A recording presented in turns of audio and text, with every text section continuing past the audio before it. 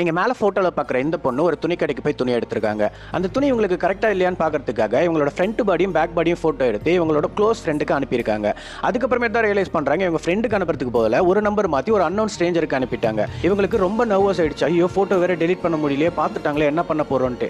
But அந்த பக்கம் இருந்து வந்த மெசேஜை நீங்க கேட்டீங்கன்னா ஷாக் ஆயிடுவீங்க. அந்த பர்சன் ஐ ஹோப் இந்த போட்டோ நீங்க வேற யாருக்கும் அனுப்புறதுக்கு மாத்தி எனக்கு அனுப்பியிருக்கீங்கன்றது புரியுது. பட் இந்த ட்ரெஸ் உங்களுக்கு சூப்பரா இருக்கா இல்லையான்னு சொல்றதுக்கு என்னோட ஒய்ஃப் வீட்டில் இல்லை.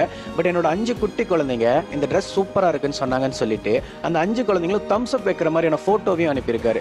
இந்த பொண்ணு ரொம்ப ஷாக் ஆகி கம்ஃபர்டபுளாக ஃபீல் பண்ணி இந்த விஷயத்தை ஷேர் பண்ணலான்னு இன்டர்நெட்டில் ஷேர் பண்ணியிருக்காங்க.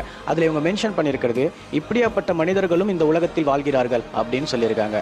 யோசிச்சு பாருங்களேன், ஒரு பொண்ணை பிடிக்கலன்னா அந்த பொண்ணோட ப்ரொஃபைலில் போய் அவளுக்கே தெரியாமல் அந்த ஃபோட்டோவை எடுத்து மாஃபிங் பண்ணி அந்த ஃபோட்டோவை அப்லோட் பண்ணி அந்த பொண்ணை கேவலப்படுத்துகிற இந்த காலத்தில் அந்த பொண்ணு அனுப்பின ஃபோட்டோ தப்பாக தான் வந்திருக்குன்னு தெரிஞ்சு அவங்களுக்கு அழகான ஒரு சென்டென்ஸை கொடுத்து அவங்க மனசில் பயப்பட வேணாம், உங்கள் ஃபோட்டோவை நான் எந்த இடத்துலையும் மிஸ்யூஸ் பண்ணிட மாட்டேன் அப்படின்ற மாதிரி அழகாக அவங்க குழந்தைங்களோட ஃபோட்டோவை அனுப்பி ஒரு சென்டென்ஸை கொடுத்துருக்காருல.